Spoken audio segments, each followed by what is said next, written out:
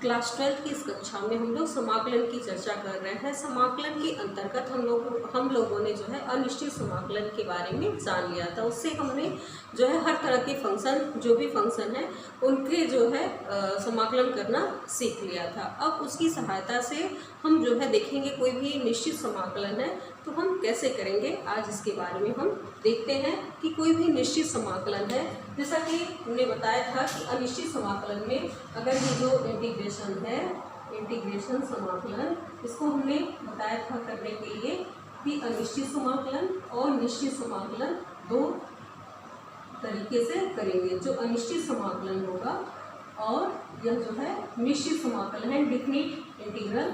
तो अनिश्चित समाकलन में अगर कोई भी फंक्शन आपको दिया हुआ है एफ ऑफ एक्स dx, और इसका हम इंटीग्रेशन जब करते थे तो एफ ऑफ एक्स प्लस कोई कांस्टेंट हम लिख देते थे। लेकिन जो हमारा निश्चित समाकलन होगा, डिफिनिट इंटीग्रल होगा, वह किसी एक निश्चित इंटरवल में होगा और उसमें हम यह कांस्टेंट नहीं ऐड करेंगे। तो मान लीजिए यह समाकलन आपका निश्चित है, तो इसका हमें इंटीग्रेशन करेंगे तो ये हमें मिल जाएगा F of x a to b।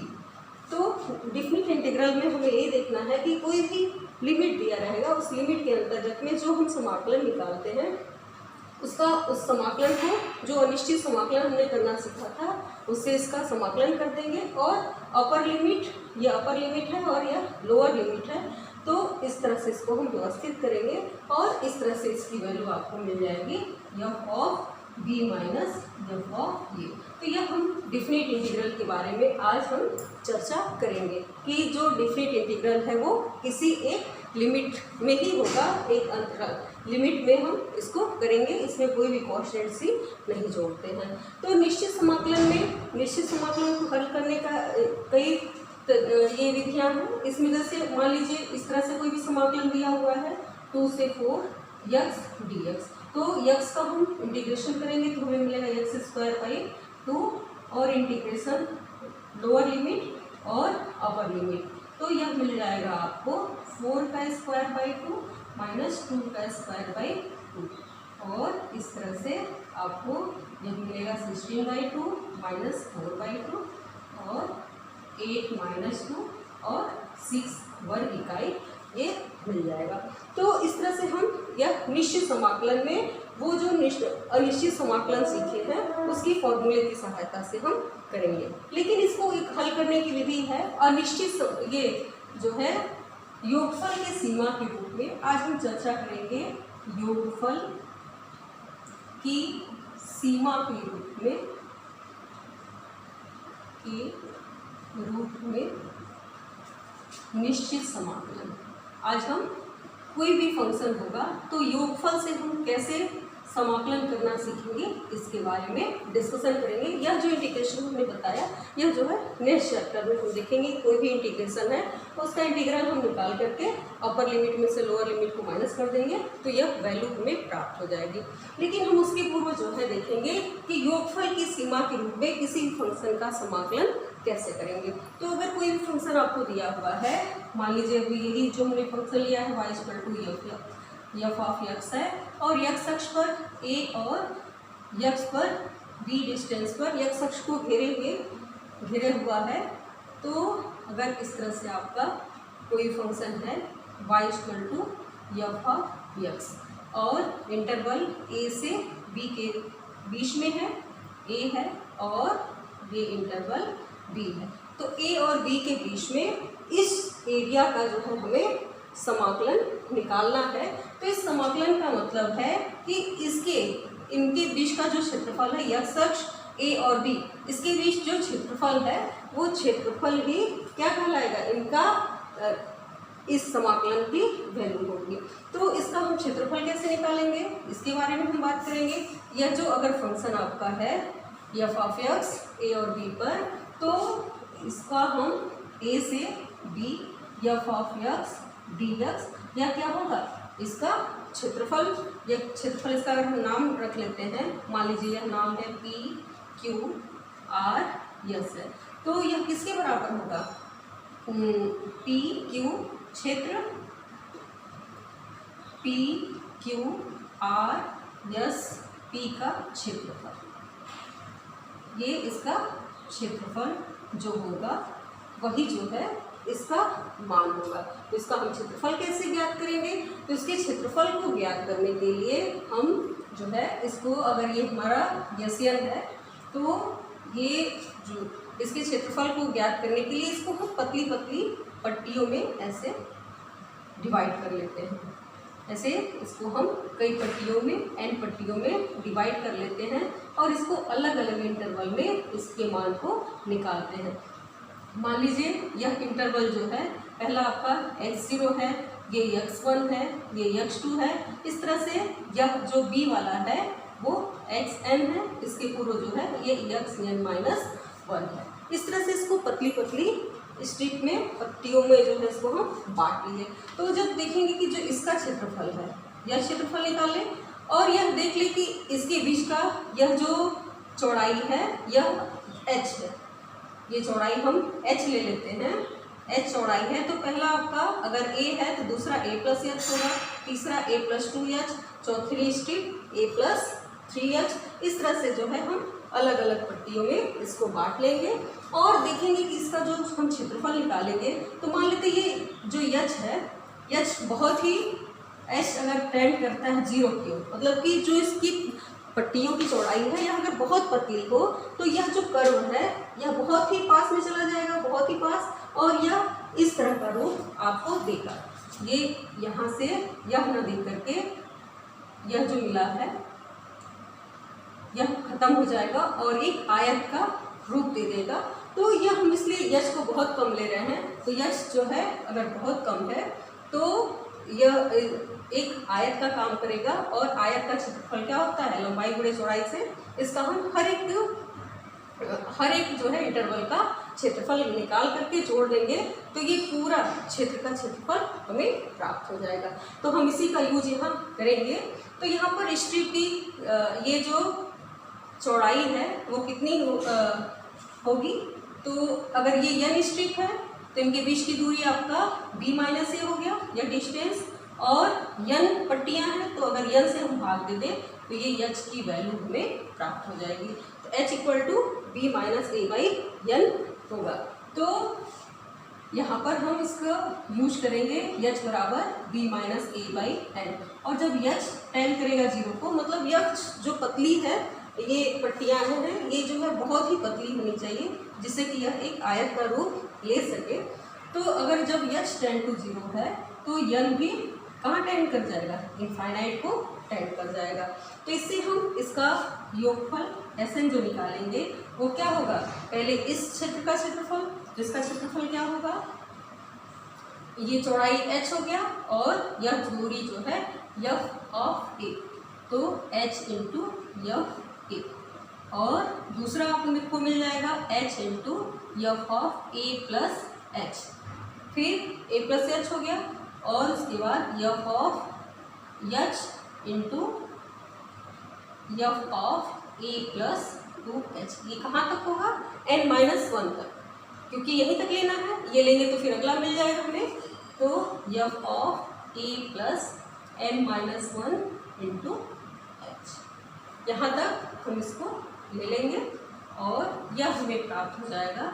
h हम कॉमन ले लेते हैं तो मिल जाएगा हमें f of a plus f of a plus h plus f of a plus 2h up to so on, और plus f of a plus n-1 into ये पूरा h एक बाहर नहीं होगा।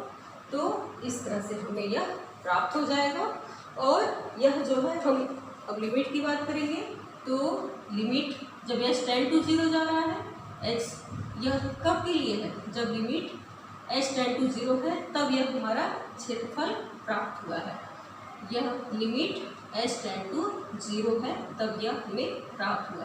लेकिन h की वैल्यू अगर हम रख देते हैं तो n में ये कन्वर्ट हो जाएगा। तो limit n tend to infinite, h की जगह रख देंगे b minus a by n, और यह वैल्यू आपको मिल जाएगा f of a plus f of a plus h और अप टू so on। इस तरह से f of a plus n-1 into H, और यह किसके बराबर होगा, ए से B F of X D X. तो अभी हमने जो यह फंक्शन देखा एक्स डी एक्स, इसका इंटीग्रेशन जो हमने प्राप्त किया ये शॉर्टकट में छोटे में, यह जो है इसी से हमें यह प्राप्त हुआ है योगफल की सीमा के रूप में जो समाकलन है। इसको इस तरह से हम डिवाइड करेंगे और इसको सॉल्व करेंगे तो इसकी वैल्यू इतना ही आएगा। तो इसको हम अब इस फॉर्मूले के यूज से जो है हम इस चैप्टर को देखेंगे। तो इसमें जो है यह हमें प्राप्त हो जाएगा ए से बी, तो यह हमारा हो गया योगफल की सीमा के रूप में जो निश्चित समाकलन है उसका फॉर्मूला। अब इस पर हमें कोई भी किसी भी फंक्शन का एरिया निश्चित सीमा के रूप में निकालना है तो हम इसके यूज से भी कर सकते हैं, या फिर हम इसको, जैसे ये क्वेश्चन है इसको अभी हम करते हैं, इसको देखा जाए। जैसे क्वेश्चन है एनसीईआरटी का क्वेश्चन नंबर 1, तो इसको हमको देखना है कि योगफल की सीमा के रूप में इसका हम निश्चित समाकलन कैसे निकाल पाएंगे। तो अभी हमने फॉर्मूला देखा कि अगर कोई भी फंक्शन इस तरह से है कि ए से B F of X D X है, तो इसको हमको निश्चित समाकलन के रूप में इसको तोड़ना है। तो हमने अभी फॉर्मूला होता है बी माइनस ए, लिमिट अगर एन टेंड टू इनफाइनाइट में कर लेते हैं तो यह मिल जाएगा आपको 1/n F of A plus F of A plus 2h plus up to so on F of A plus n-1 into H. तो इस तरह से इसको हम तोड़ लिए थे।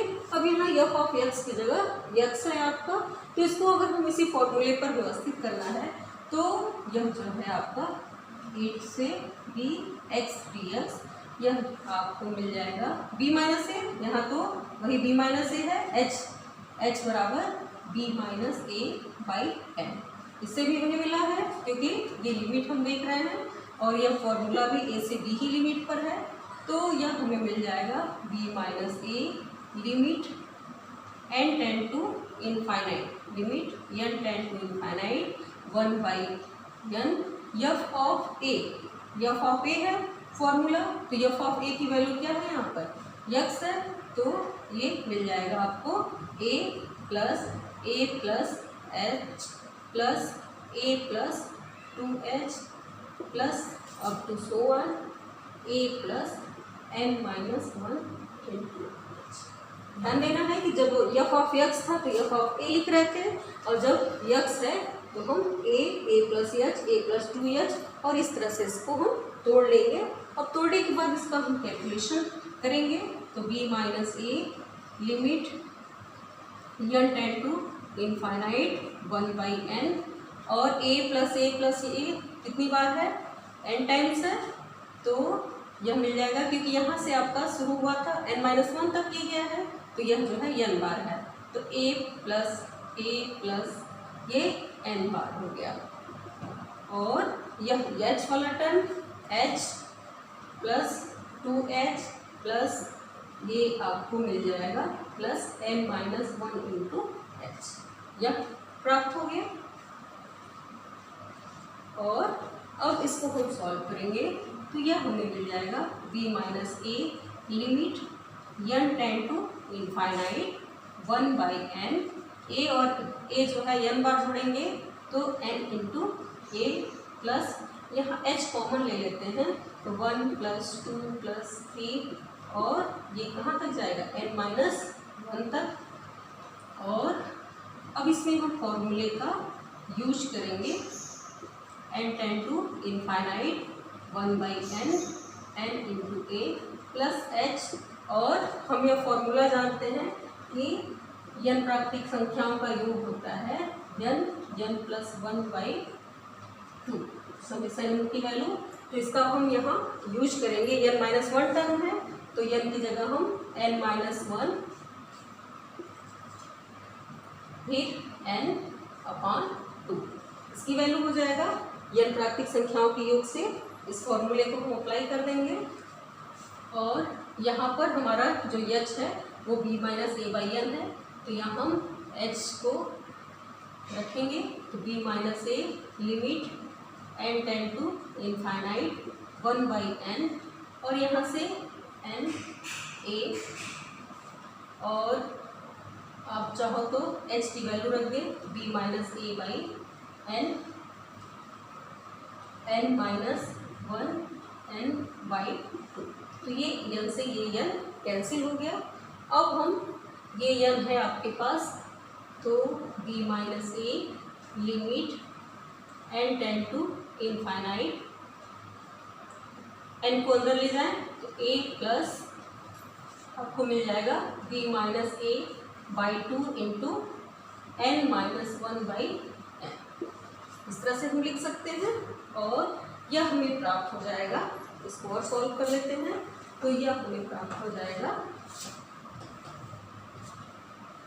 b minus A limit n tend to infinite, और इसकी वैल्यू मिल गई आपको a plus b minus A by 2 और 1 minus 1 by n, 1 minus 1 by n. तो जब हम लिमिट लेंगे टेंड टू इनफाइनाइट जाएंगे तो यह 0 हो जाएगा, पर इस तरह से ये हमें प्राप्त हो जाएगा b माइनस ए और a प्लस, यहाँ पर हम वैल्यू पुट कर रहे हैं तो b minus A by 2 into 1 minus 0, और यह हमें प्राप्त हो गया 2a प्लस b माइनस ए और बाई 2, तो b माइनस ए अपॉन 2, और यह हमें मिल गया a प्लस b, और इस तरह से ये हमें प्राप्त हो गया b square minus a square by 2। तो इस तरह से हमने किसी भी फंक्शन का यह जो है योगफल की सीमा के रूप में हम उसका समाकलन कैसे करेंगे इसके बारे में यह देख लिया। और ये हमेशा ध्यान रखेंगे यह जो है उस क्षेत्र के क्षेत्रफल से ही निकालते हैं, इसको पतली पतली स्ट्रिप में बांट करके हर जो है स्ट्रिप का क्षेत्रफल हम ज्ञात करके सबको जोड़ देते हैं, तो यह हमें प्राप्त होता है। इसकी सहायता से हम इसको प्राप्त करते हैं। अब इससे रिलेटेड एक दो क्वेश्चन और देखते हैं तो आपको और क्लियर हो जाएगा। मेन जो है आप इसके थ्योरम को अच्छे से ध्यान से देख लें ताकि यह फॉर्मूला आपको ध्यान में रहे। जब यह क्वेश्चन पूछा जाएगा कि योगफल की सीमा के रूप में ही निश्चित समाकलन करना है तो हमको डिटेल पूरा दिखाना पड़ेगा। हम इसको 2 लाइन में नहीं कर सकते, इसको हम चाहते तो 2 लाइन में सीधे कर सकते थे निश्चित समाकलन। इसका इंटीग्रल हम जानते हैं क्या मिल होता है एक्स स्क्वायर बाई 2 और लिमिट हमारा b से a, तो हमें प्राप्त हो जाता b स्क्वायर 1/2 कॉमन ले लेते b square minus a square. यह हमें एक लाइन में ही प्राप्त हो गया, लेकिन यहाँ पर जो हमने प्राप्त किया है इसको पूरे प्रोसेस से पूरा जो है अच्छी तरह से देखा तो यह चीज़ जो है आपको यहाँ मिला। तो समाकलन में वैल्यू वही आएगी। यह प्रोसेस जो है हम अगले चैप्टर में देखेंगे, इस चैप्टर में हम इस प्रोसेस से देखते हैं। तो अगला क्वेश्चन,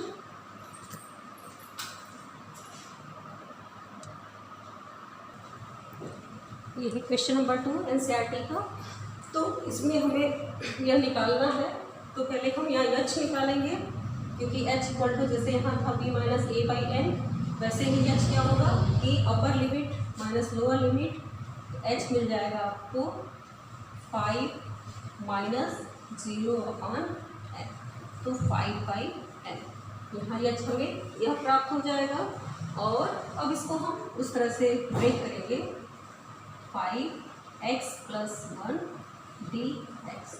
अब यह फॉर्मूला आपके पास हो जाएगा, तो यहाँ 5 माइनस 0 तो यह मिल जाएगा 5 बाई एन, तो 5 limit n tend to infinite 1 by n, और एफ ऑफ ए, तो यहाँ पर आपको एफ ऑफ ए की जगह मिल जाएगा एफ ऑफ 0 हो जाएगा, 0 शुरू होगा, plus F of 0 plus h plus F of 0 plus 2h, और इस तरह से हम जाएंगे तो f of 0 plus n minus 1 into h. यहाँ पर ए की जगह क्या है 0 है, तो यहाँ हम 0 करेंगे।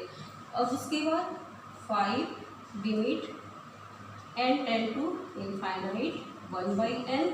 अब f0, तो यहाँ हम जब 0 रखेंगे तो हमें प्राप्त हो जाएगा 0 प्लस 1, यह मिल जाएगा 0 प्लस 1।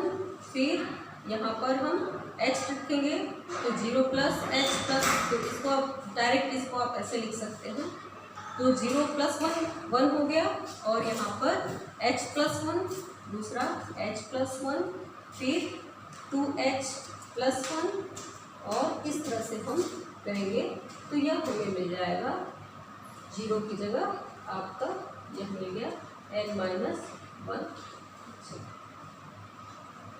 यह हमें प्राप्त हो गया 1 प्लस सब में +1 ही रहेगा +1 तो 1 1 1 यह n बार है तो 5 limit n tend to infinite 1/n और 1 + 1 यह पूरा कितनी बार है n बार है 1 तक है n-1 पर भी 1 है तो यह मिल गया आपको n बार 1 हो गया प्लस h वाला टर्म कितना है h + 2h + n-1 ×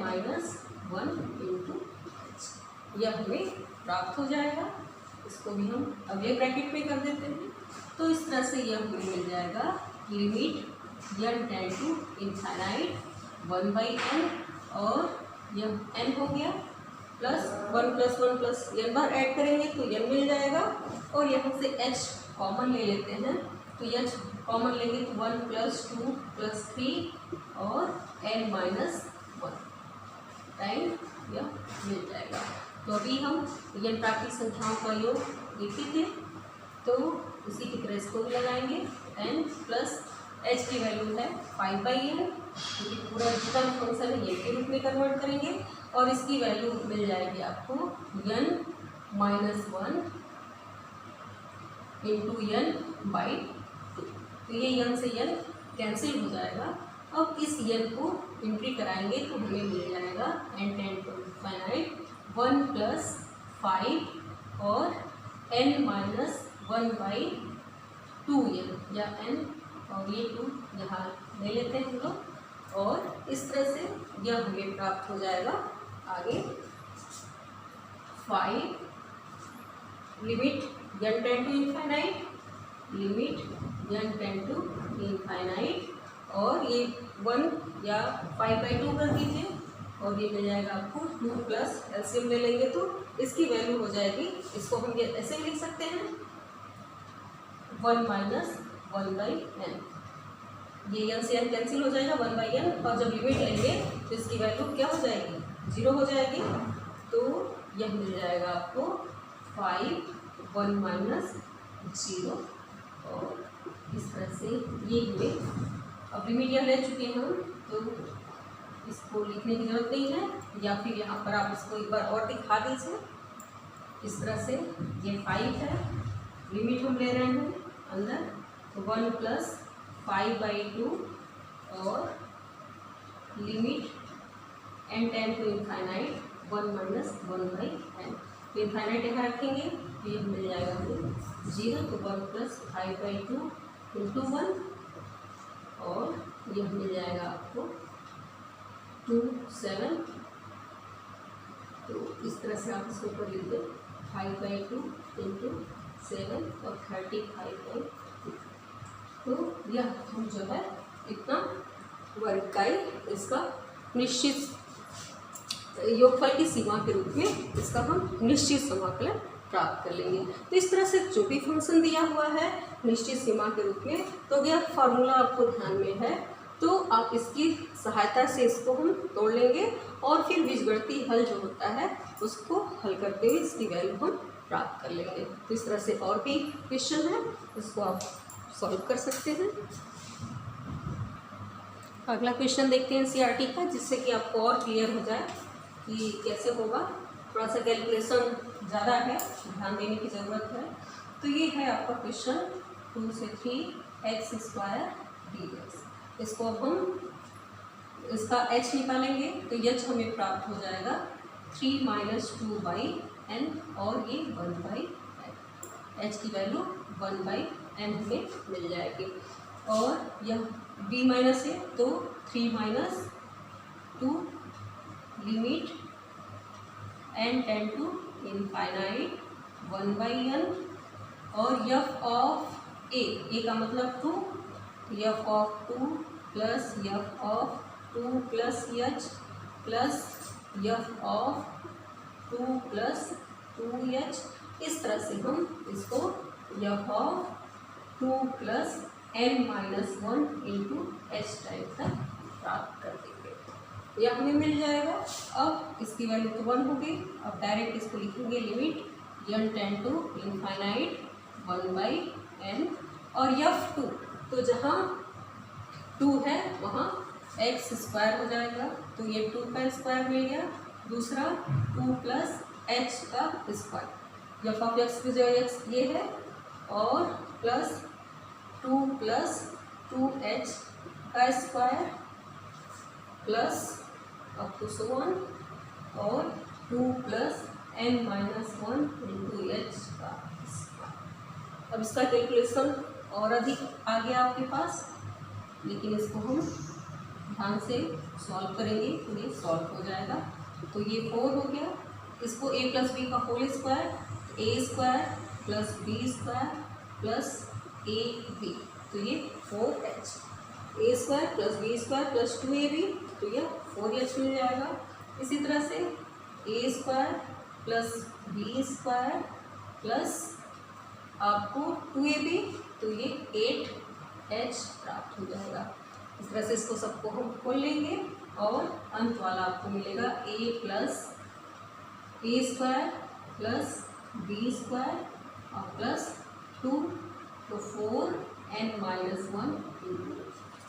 तो इस तरह से सबको हम a प्लस बी का होल स्क्वायर पर इसको खोल लिए। अब इसके बाद हम इसको और सॉल्व करेंगे तो हमें यह प्राप्त हो जाएगा। ये n है, n tend to infinite 1/n, 4 plus 4 plus 4 n बार है, 4 प्लस 4 और यह मिल गया हमें n टाइम्स।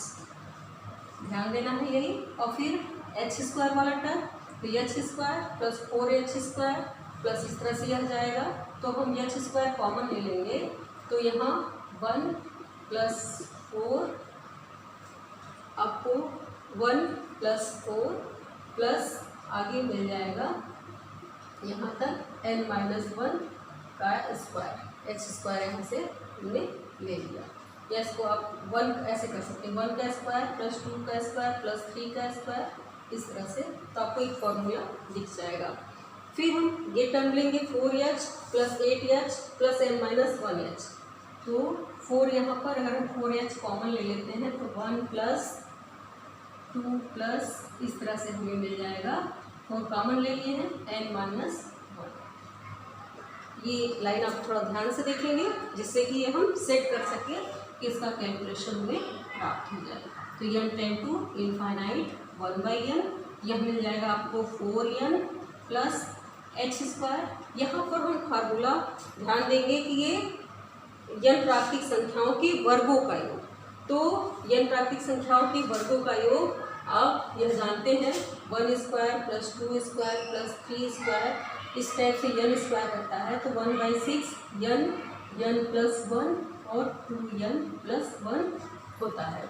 तो यहाँ पर हमारे पास n माइनस 1 तक टर्म है, तो अगर ये n माइनस 1 हो जाएगा 1 स्क्वायर प्लस 2 स्क्वायर, और यह n माइनस 1 का होल स्क्वायर हो जाएगा, तो 1/6 n माइनस 1 फिर n और यहाँ पर 2n minus 2 plus 1 2n minus 1, यह हमें प्राप्त हो जाएगा अगर ये n माइनस 1 टर्म तक है तब, इसका हम यहाँ यूज करेंगे।